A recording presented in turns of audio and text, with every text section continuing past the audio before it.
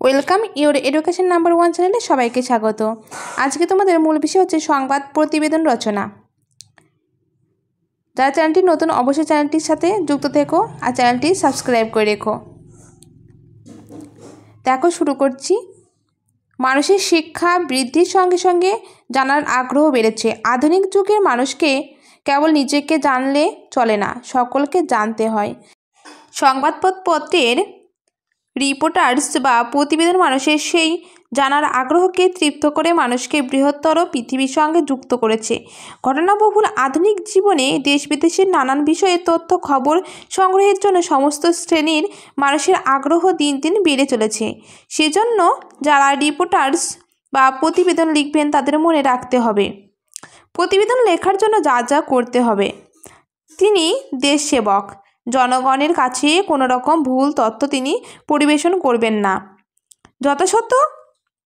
যথাযথ সংবাদ পরিবেশন করে দেশ ও জাতির কল্যাণ করা তার লক্ষ্য হবে।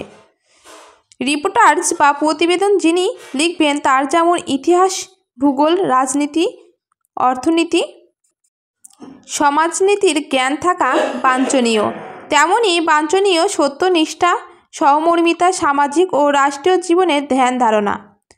রিপোর্টার্স বা প্রতিবেদন লেখা একটা আর্ট। প্রতিবেদক হবেন নিষ্ঠাবান, সাহসী, মুখরোচক।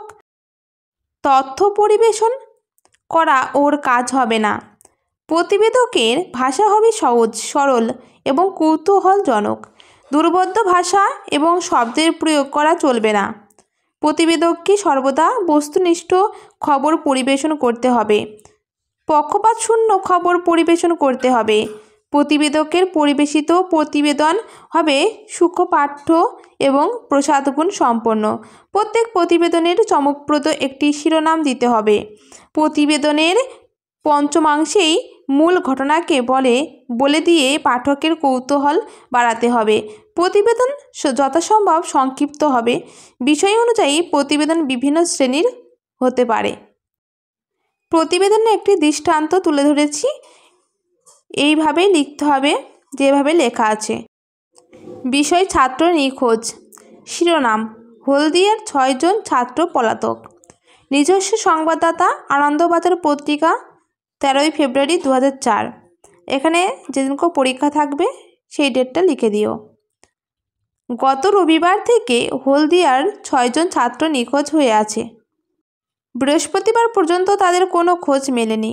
নিখোঁজ ছাত্ররা হলদিয়া বন্দরে কর্মরত 6টি পরিবারের সন্তান। এদের পরিচয় হল স্বপ্নব্রত দাস, 9ম শ্রেণী, মিলন কান্তি জানা, 9ম শ্রেণী, গুণধর হাসদা, 8ম শ্রেণী, সাবির আলী খান, 9ম শ্রেণী, লক্ষ্মীরাম টুডু, 7ম শ্রেণী, অভিষেক কোরা, 9ম শ্রেণী, গুণধর বসন্তপুর বাণীভবনের ছাত্র।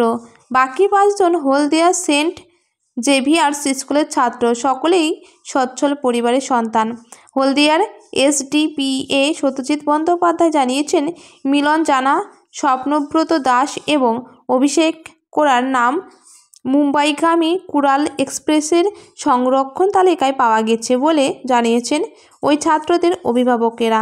মনে করা হচ্ছে পাঁশকুড়া থেকে ওরা ট্রেনে উঠেছে। প্রাথমিক তদন্তের পর পুলিশ জানিয়েছেন 3 জন টিকিট কাটলেও আসলে 6 জনই ওই ট্রেনে করে মুম্বাই চলে যায় বলে প্রাথমিক তদন্তের পর পুলিশের ধারণা হয়েছে। কিন্তু কেন তারা মুম্বাই গেছে সে সম্পর্কে পুলিশ এখনও কিছু জানে না। 6 ছাত্রের বাড়িতে এখন শোকের পরিবেশ। নিখোঁজ ছাত্রেরা সকলে বাড়িতে কোনো না কোনো অজুহাত দিয়ে রবিবার সকালে বেরিয়ে যায়। মিলনকান্তি জানার মা মধুমিতা দেবী জানিয়েছেন, রবিবার সকাল 10টা নাগাদ মিলন তার বন্ধু স্বপ্নব্রতের বাড়ি ফোন করেছিল। তারপরেই আমাকে বলে যে স্বপ্নব্রতের বাড়ি থেকে হোমওয়ার্কের খাতা আনতে যাচ্ছে, কিন্তু তারপর বেলা 1টা বেজে গেলেও সে বাড়ি না ফেরায় স্বপ্নব্রতর বাড়িতে ফোন করে জানতে পারি স্বপ্নব্রত বাড়ি থেকে বেরিয়ে গিয়েছে। সেও তখনও বাড়ি ফেরেনি। এরপরে তিনি ছেলের সন্ধানে খোঁজাখুঁজি শুরু করেন। প্রতিবেশী ও আত্মীয়দের বাড়িতে ফোন করেও কোনো কলকিনারা করা যায়নি। পরিষ্কার হয়ে গেল মিলন বাড়ি ছেড়ে চলে গেছে এবং সঙ্গে নিয়ে গেছে 20,000 টাকা। বাবা তুষার কান্তি জানা শনিবারেই ওই টাকা ব্যাংক থেকে তুলেছিলেন। একই অজুহাত দিয়ে স্বপ্নব্রত বাড়ি থেকে বেরিয়েছিল।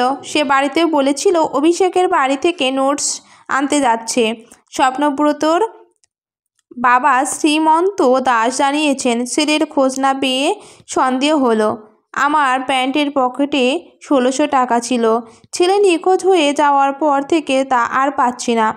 নিখোঁজ গুণধর হাসদার বাবা জানিয়েছেন, মেসের খরচের জন্য 700 টাকা নিয়ে বেরিয়ে ছেলের আর বাড়ি ফেরেনি। চিরঞ্জীবপুরের বন্দর কোয়ার্টার্স থেকে নিখোঁজ হওয়া অভিষেক কোরার মা কল্যাণী দেবী জানিয়েছেন, জগিং করতে যাচ্ছি বলে রবিবার সকালে বেরিয়ে যায় ছেলে। তার আগে সাবির আলী ওকে ডাকতে এসেছিল। হলদিয়া সেন্ট জেভিয়ার্স স্কুলের প্রধান শিক্ষক KC জেকব তার 5 ছাত্রের নিখোঁজ হওয়া প্রসঙ্গে জানিয়েছেন, স্কুলেরই এক ছাত্র জানিয়েছে ওই ছাত্ররা কয়েকদিন ধরেই পালাবার মতলব করছিল, কিন্তু কেন তারা পালাতে চেয়েছিল বা পালিয়ে কোথায় যেতে চাইতো তা জানা যায়নি। স্কুলের টিফিনের সময় টিফিন পাস নিয়ে অনেকেই বাইরে যায়, তখন তারা কার সঙ্গে যোগাযোগ করছে তা বলা শক্ত। ভিডিওটি এখানেই শেষ করছি। অবশ্যই তোমরা ভালো করে দেখিয়ে নিও। ওদের কাছে অবশ্যই ভিডিওটি শেয়ার করে দিও।